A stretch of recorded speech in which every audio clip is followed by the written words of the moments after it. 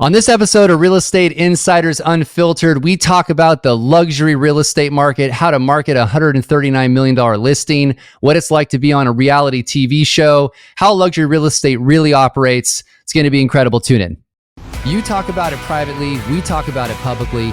This is the Real Estate Insiders Unfiltered podcast. Welcome again to the Real Estate Insiders Unfiltered podcast. I'm your host, James Dwiggins, along with my co-host, Keith Robinson, aka Crazy Uncle Keith. We have Jon Grauman, the principal and of the Grauman Rosenfeld group with the agency, really high-end luxury firm out of Southern California. Keith, tell us about Jon.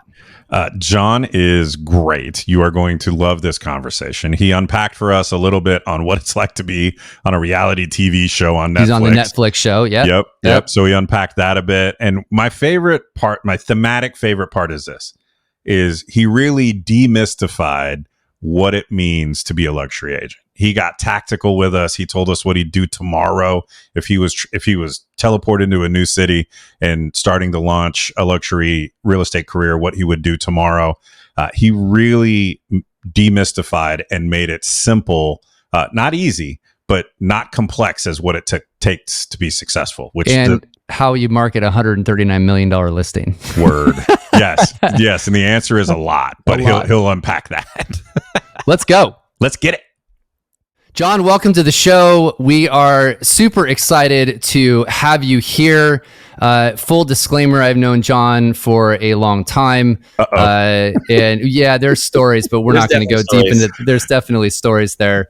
But let's start out, Jon. Just tell them a little bit about your background real quick and just sort of where you started and how you became one of the top luxury agents in the United States.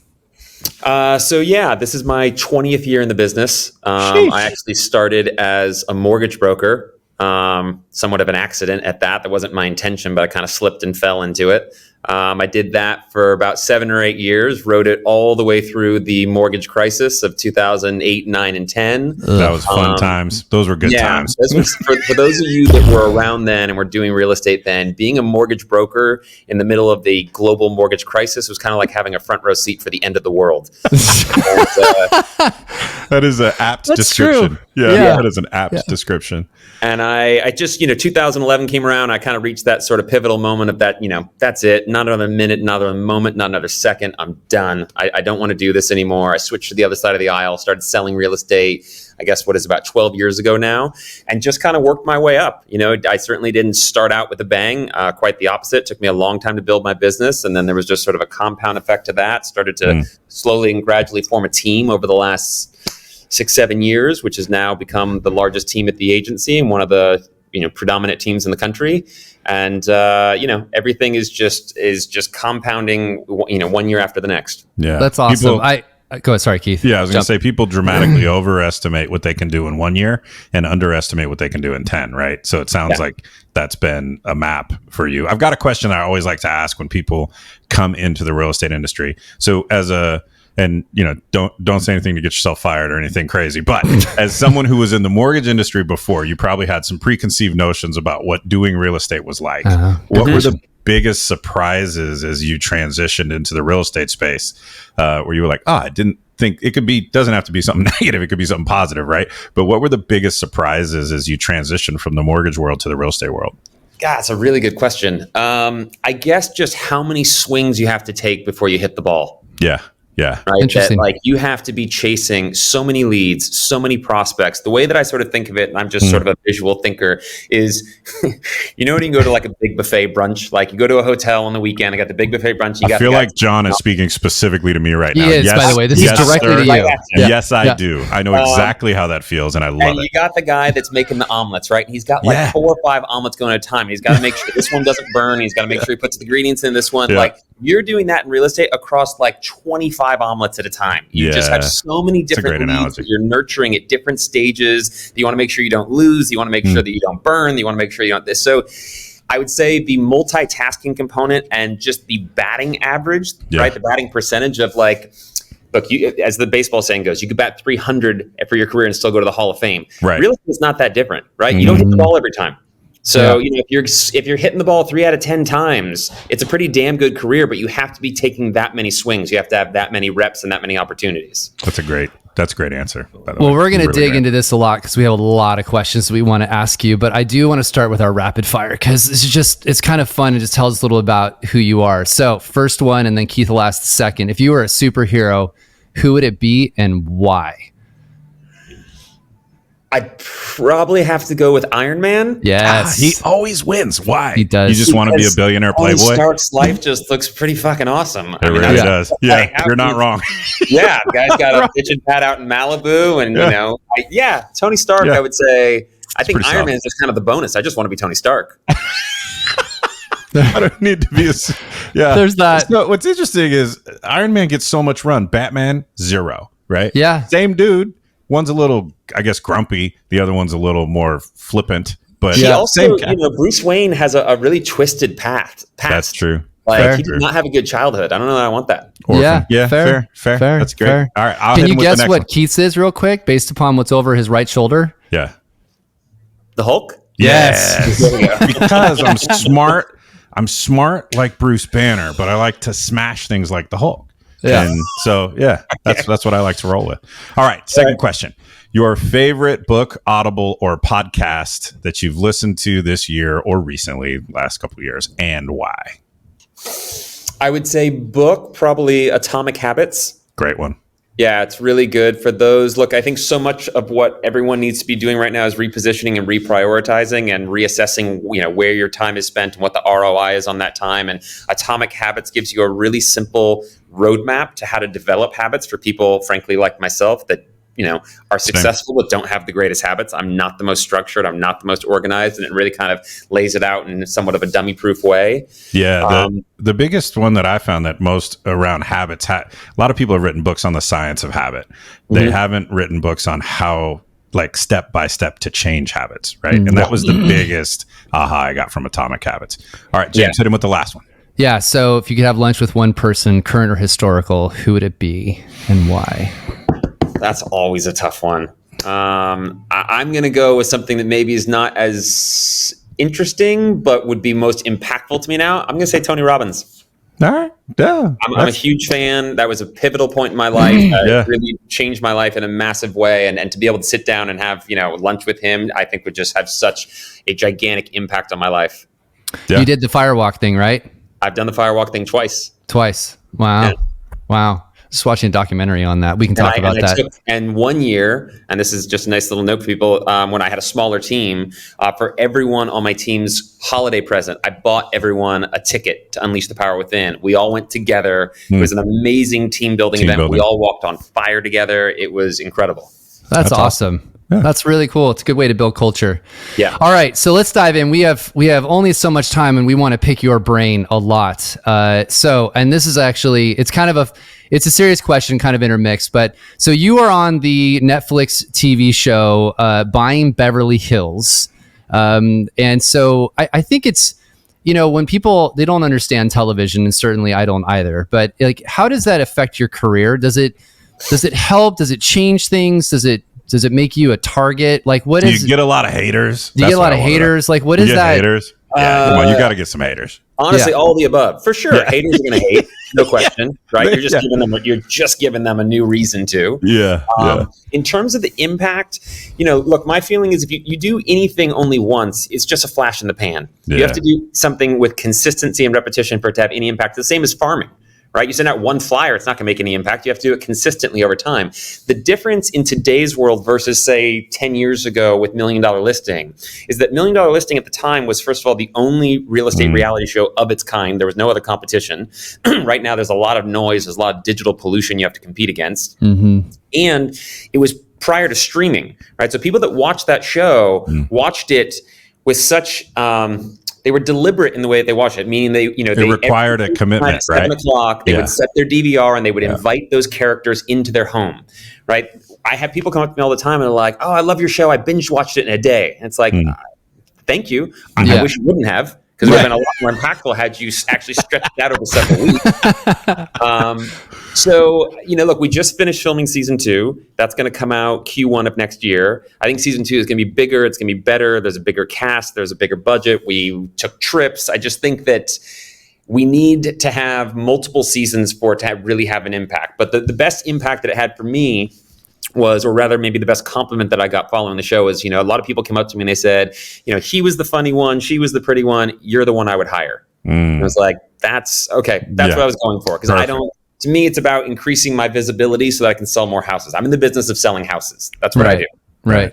So I have one question on this, and this will be, I'm just, we've known each other a while. Do you find that is there any scenario where you think some of these TV shows have gone too far, where the agent's literally talking shit about their client on television, like that's a bad impression on the industry? I know I'm asking you this was off script. I'm asking you a very serious question here. No, the short answer is yes, but not to that question. Okay. I think where it's gone wrong, horribly wrong, is that it has sort of sensationalized and glamorized a business that's really fucking hard. Yeah.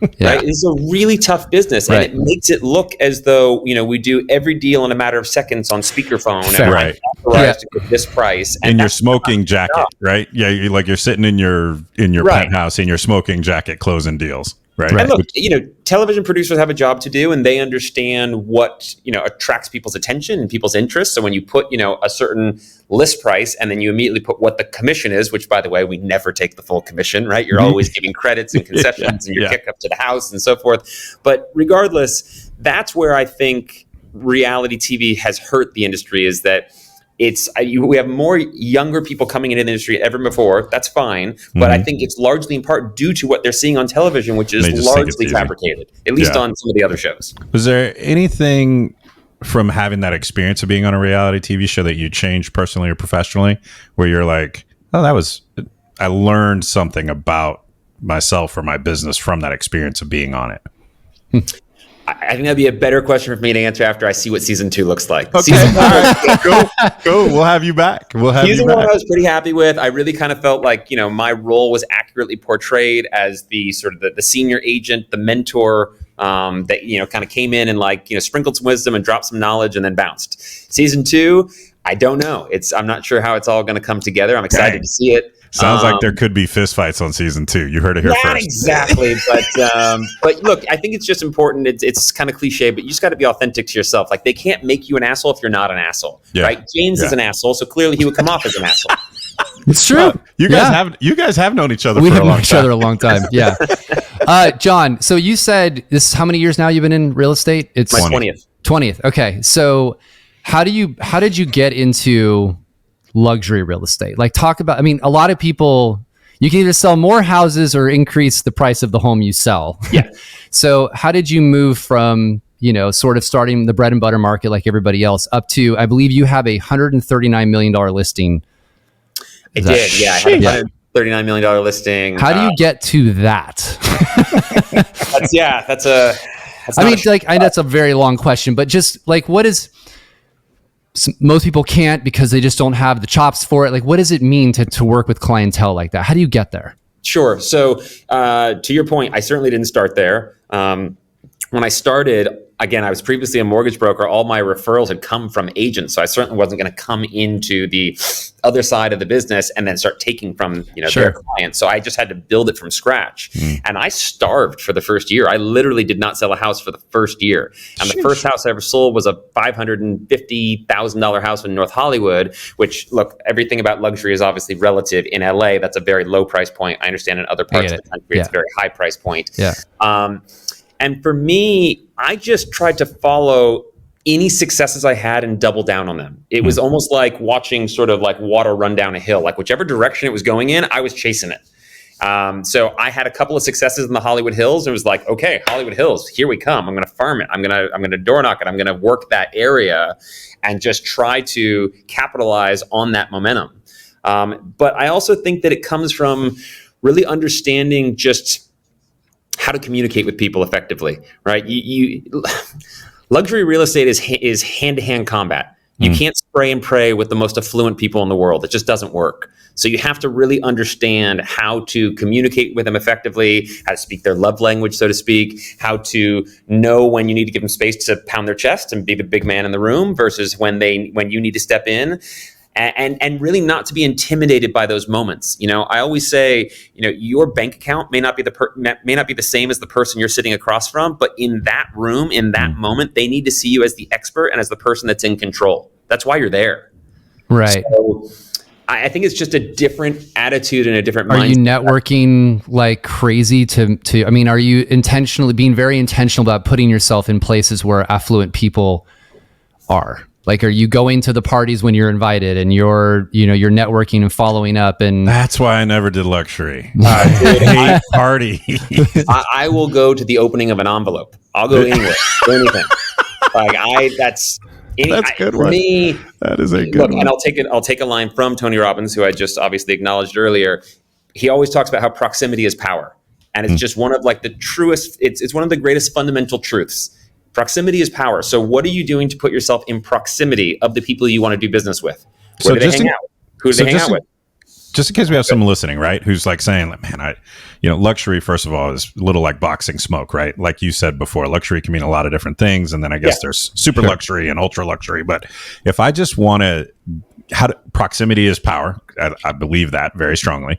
So if I want to up my proximity, is it as simple as Google searches for, museum grand open, joining a golf course or a social club and spending time there and calendaring it? Or if I was someone who was a good agent, I've been in the business for 5 or 10 years, I know my stuff, I'm good at it, but I'm in that sort of classic agent tranche. What would be the 2 or 3 tactical things you would do tomorrow to level up? Let's say you moved to St. Louis, you didn't know anybody. What would you do? Yeah. What would Jon do? Yeah, no, it's a good question. I think each market is different and you have to look at each one differently. Yep. But you already brought up some good ideas, right? Is it the country club, right? In that market, is that effective? Is that where people go to? Is it church, right? Or synagogue or whatever sort of, is that where people go to? Where do the people that, is it in the certain restaurant scene or whatnot that people of certain level of wealth and affluence in this market go to? And then who knows those people? Is it attorneys that know them? Is it business managers that know them, right? Because a warm referral is always going to be infinitely more valuable than a cold lead, right? So it's anyone that can actually make an introduction.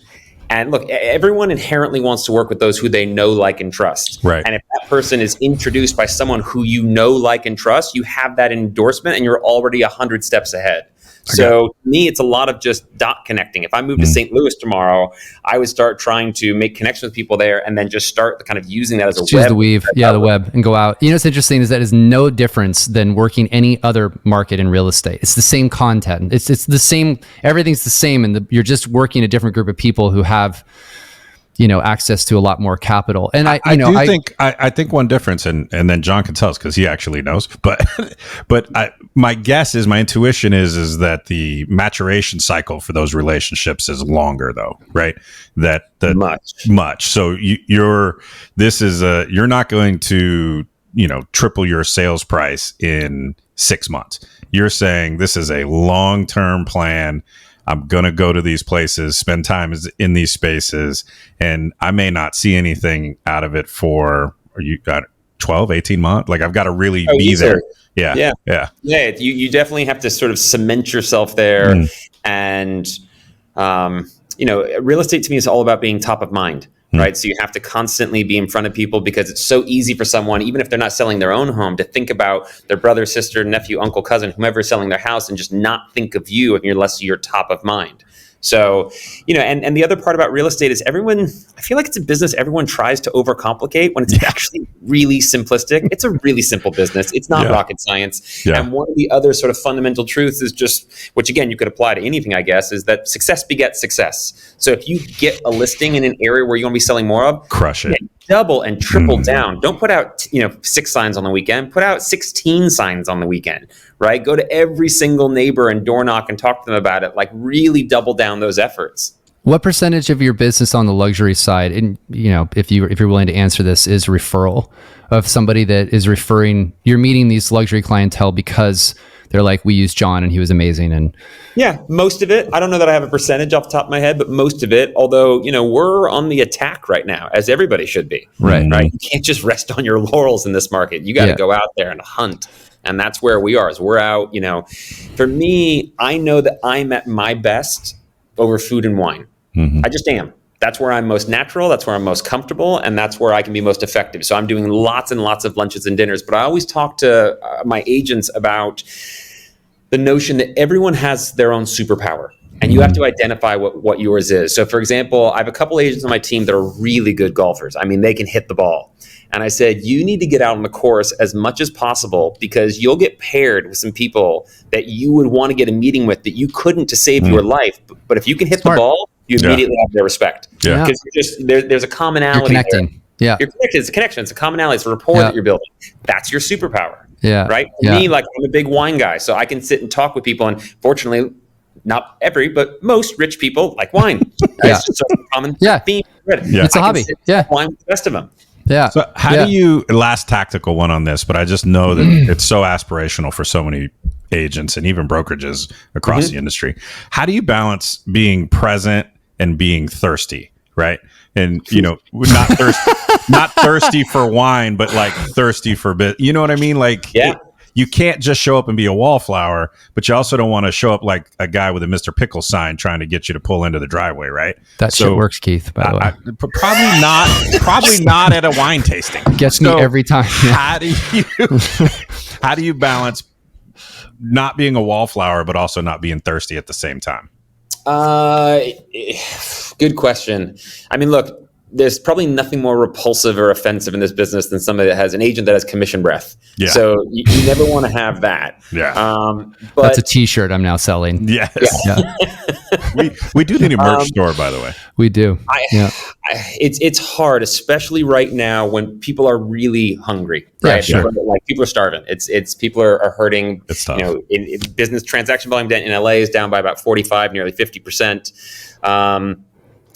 The way I always try to look at it, both for myself and the way I try to frame it for our agents, is that this is a marathon. It is not a sprint. Yep. And you have to focus on the long game. It is about being of service. It is about providing value because value is commensurate with trust. Value is essentially a transference of trust. The more value you present to the situation, the more you're inherently going to make over a long period of time. So, when I'm sitting down with like business managers and attorneys, one of the things I'm saying to them is, look, I want to be super clear.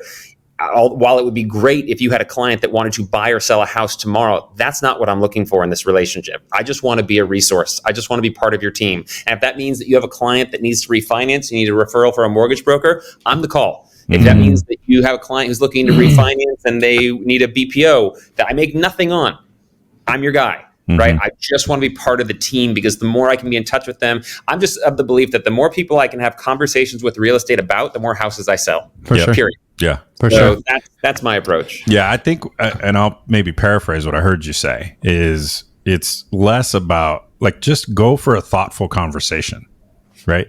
Don't show up trying to win business. Show up trying to have thoughtful conversations. Make some love connections if you're at these networking events.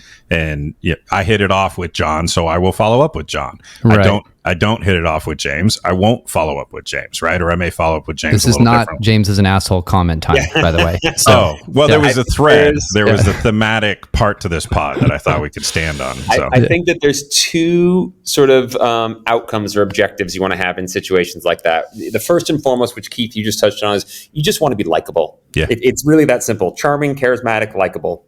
The second is you're going to have opportunities because I always talk about this. Real estate is such a layup, right? You're not talking to someone about like getting life insurance. Like everybody wants to talk about real estate. Everybody wants to know where the market is, right? Yeah, it's a layup. So you're going to have a moment in that conversation. And the easiest way to tee up that moment for yourself is just by leaning into the law of reciprocation, right? Hey, how's it going? How's business? How's work for you?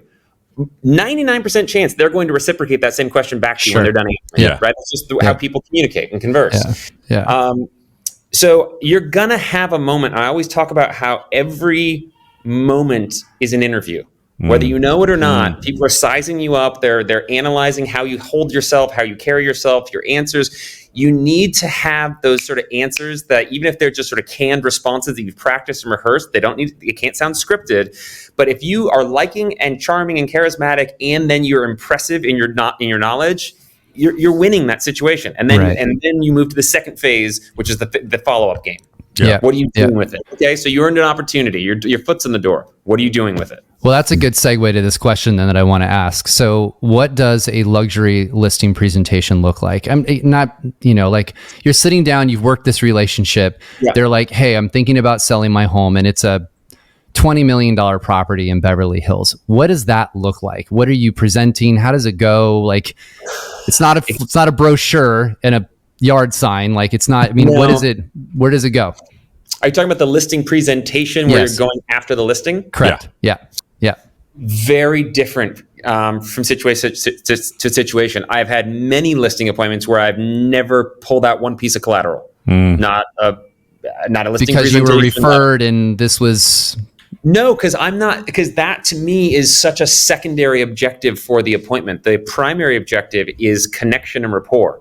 Okay. Right? I want to make eye contact. I want them to feel comfort with me because we have connections and commonality. Yeah. So when I go into a listing appointment, one of the first thing I'll do when I walk in is ask for a tour of the house. Right? Can you give me a tour of the house? I'd love to see what you love about it. Right? No one knows your house better than you. Can I see it? Can I experience it through your eyes? Great. As I'm walking through the house, I'm looking for points of commonality, right? If they have a wine cellar, I'm going to talk about that. Right? If they're a Lakers fan, I'm going to talk about that. I'm just looking for anything that I can use, right, to establish some time. And again, even if they're not a Lakers fan, but they're the Boston Celtics fans, then it's like, you're a Celtics fan? I got to go. I got to leave, right? Like, just find ways to break the ice and make people laugh, I just did. Yeah. So, and then when you sit down with them, again, it's really just about trying to establish that connection. There will be a time where you talk about marketing, and I'll talk about that in a second. There'll be a time where you talk about price. I always push that to the end because you could sit with someone for an hour and 95% of what you say goes in one ear and out the other, but you throw a number out there, they're going to cling on to that for dear life. If it doesn't resonate with what their expectation is, they may have just started tuning you out. So I always find a creative way. Like, I've sat down with someone and I've been like, so what's it worth? I'd be like, settle down. We're going to talk about that. I promise we'll get the price, but I never talked about price on the first date. So let me just ease my way into it. Right? Like, I feel like it's a way to just like kick the can down the road. Yeah. We have created custom videos for several appointments where we'll send out our videographer in advance to go shoot it. And that way, like, we're coming, it's like, look, we already did this for you. Now, granted, we're not going to have maybe interior shots, but we'll find a way to spin something up that just demonstrates effort and ability. This is what we did without you even asking. We took the liberty of doing it, and look how beautiful. So you're going in like saying, we've already done this shit, basically. Like, you're saying we're committed to you, and you're spending money to do that because obviously the upside is, significant as well. Right. Yeah.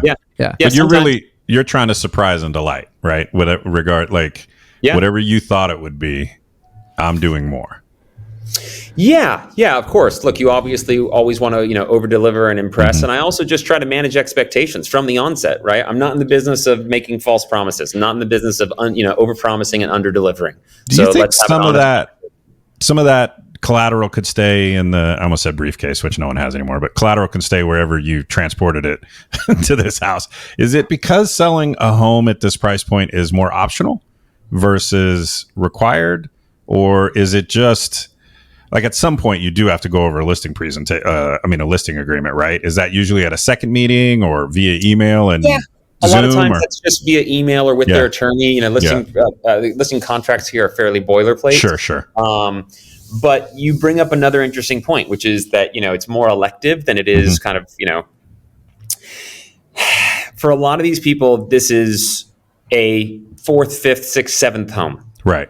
So, what you oftentimes look, I always say you can define a seller by their level of motivation. And in the Lux space, what you oftentimes have is, a seller that has a very high level of expectation and a very low level of motivation. And those two opposing forces, frankly, can make for a very frustrating career. Sure.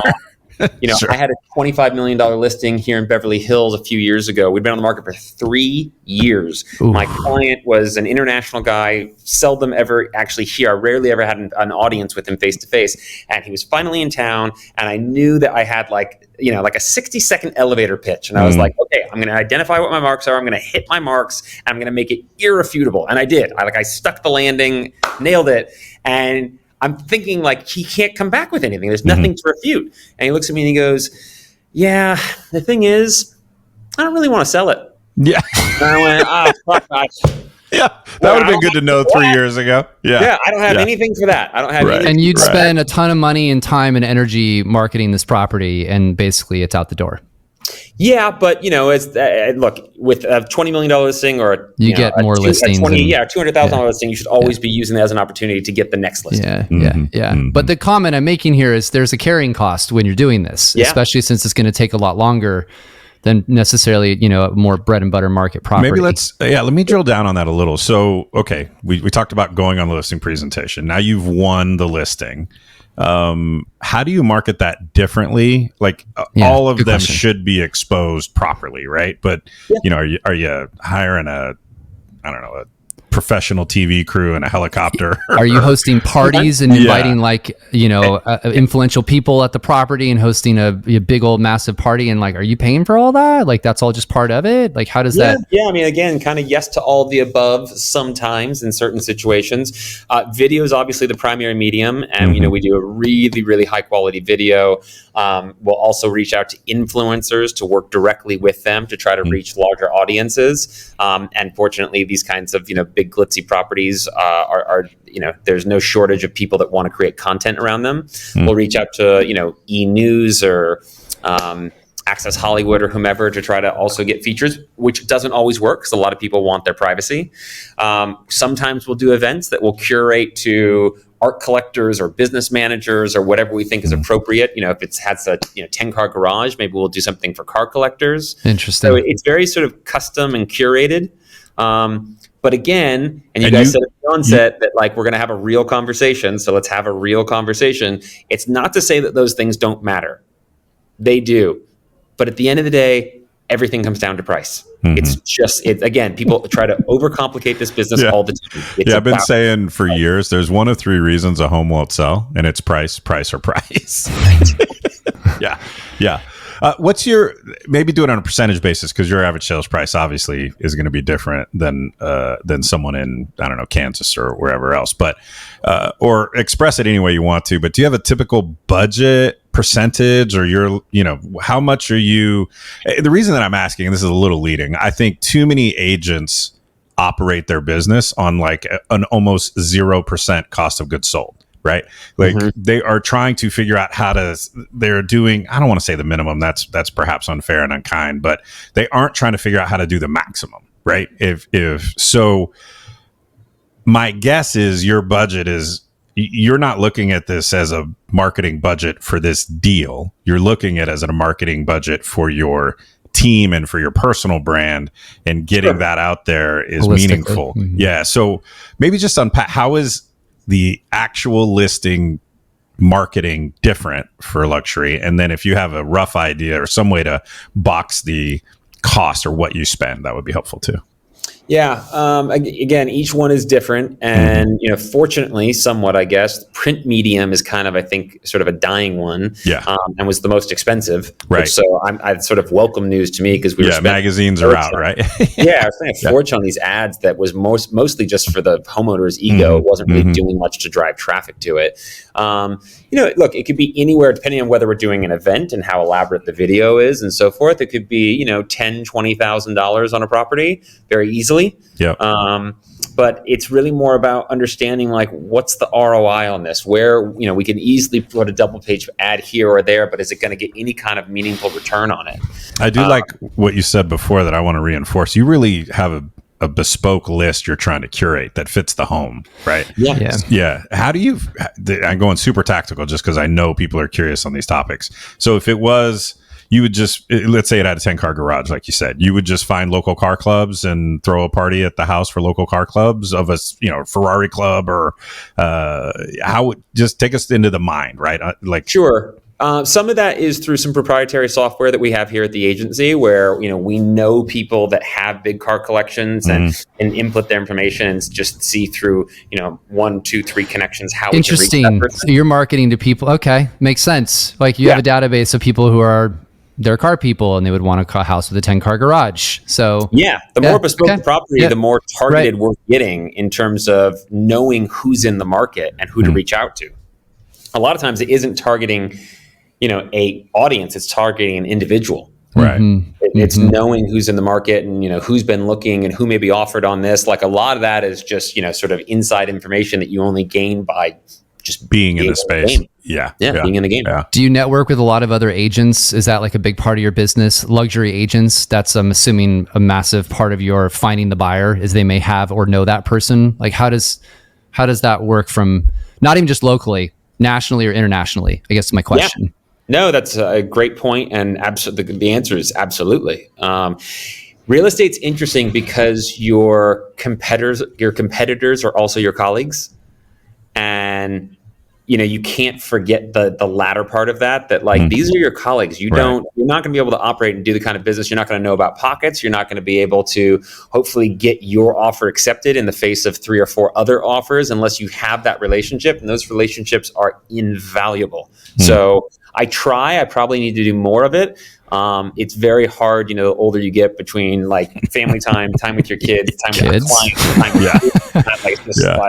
there isn't enough time. But even just looking at it always through the lens of co-opetition, right? Like not competition, but co-op. Like we have to cooperate. I've not heard that term, co-opetition. Yeah. So return the phone call. Right.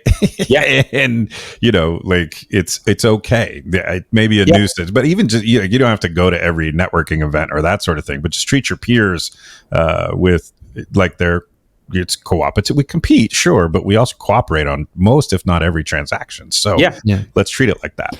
Yeah. Well, here's a question, and then we got to get towards the end of the show here. I know Keith always wants to wrap the show with a question, but I want to ask this. I think it's relevant. So in the luxury space, how are interest rates affecting this space, if at all, depending upon price point? I mean, a lot of people just assume this is all cash, and third and fourth home are like, I don't give a shit about interest rates because I'm just going to buy and sell it whatever. So tell me, are you seeing a lot of effect on that? What is affecting the luxury real estate market in your sense, and even potentially over the next year or two? It definitely has an impact, despite the sort of notion that these deals are all cash, which is incorrect. Many of them are, don't get me wrong, but there are still a handful of people that are taking out loans, even if they're just margin loans where they're borrowing against their own accounts. But the impact is a more indirect one, right? Even if you're not taking out a loan, there's collateral damage, meaning that as interest rates go up, and obviously the market has corrected some here. These people didn't become some of the richest people in the world by accident. They didn't do it by being, frivolous exactly, being frivolous. They're far more frugal. So, I definitely think psychologically, and that's such a big part of the market, I don't think that gets enough credit, is that, this market is very much psychological. It oftentimes becomes, these self-fulfilling prophecies where people talk about the market's going to turn. So what happens? There's sort of a palpable sense of hesitation in the market, and thus the market starts to turn. So I think that, now and for the next couple of years, we're going to continue to see that be a factor. Sorry, I just lost my train of thought there for a second. But we were just talking about sort of long term, and I've noticed you made some posts about policy, which is kind of why I was asking the question, both interest rates and then what other things are affecting the luxury real estate market. By the way, have you seen a lot of correction? The price has been coming down. Just curious. No, and thank you. That's exactly what I was about to say before I lost my train of thought, which is that I think what's super interesting right now is that the correction took on a totally different form than what most people are expecting. When people say the market's going to crash or the market's going to correct, I think people inevitably or automatically go to thinking about home values, right? Home values are going to go down, and that's not what happened. What happened, obviously, is the volume of transactions went down significantly. And even though there's fewer buyers in the market by virtue of higher interest rates, there's even fewer sellers in the market because they don't want to give up these historically low interest rates that they have, nor do they want to sell in a down market. And Keith, to your point, in the Lux space, they don't have to, right? Their motivation is very low. So what you essentially have is a stalemate, and the only silver lining in that stalemate is that it's stabilized home prices. We're down maybe 5 to 10%, which in the grand scheme of things is it's not negligible. Yeah, especially after the run up we've had for the 3 and 4 years prior. Yeah. Okay, this is the question. Take us home, Keith. Take us home. This is a twist on the question that I always ask. I'll give you the question I always. Yes, I'll tell you the question I always ask, but I'm going to twist it for you and ask a slightly different one. So we try to bring it really tactical to someone practicing residential real estate. So the question I usually ask is, if you're a real estate agent, what's the one thing you do or add to your business today to make a difference? But you are a real estate agent, so I don't have to play that game. I'll ask it slightly differently. If I wanted to get into luxury and I wanted to grow my average sales price for my business, what's the one thing that you would recommend I do or add to my business today to start to make a difference? Good question. Well, one thing you could do is align yourself with someone that is doing the kind of business you aspire to do, and just go shadow them, go support them, go, offer to work with them for free. Do whatever you can that puts you in those circles, because it gets you in the game. Find a mentor, right? Find a mentor. Yeah, of course. Find a mentor. Find someone that's doing the kind of business you want to do in the areas you want to do it, and stand on the shoulders of giants until you become one yourself. And even if you couldn't find someone in your area, right? Like if you went and shadowed the best luxury agent in, I don't know, pick your city, where they might be, look, I live in Northern California, you live in Southern California, you're probably much less risk averse to me coming and shadowing you for a couple of days, right?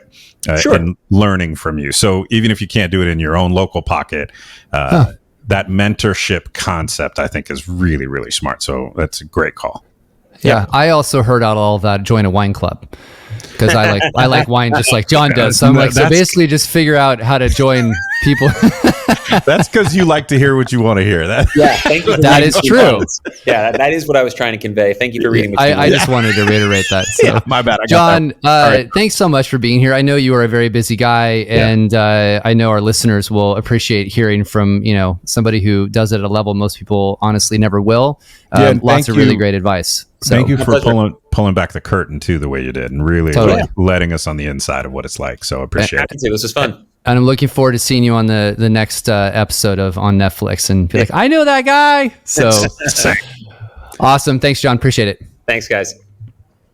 Yes, we want you to subscribe to this podcast, but the good news is if you subscribe now, you'll never have to subscribe to any other podcast ever again.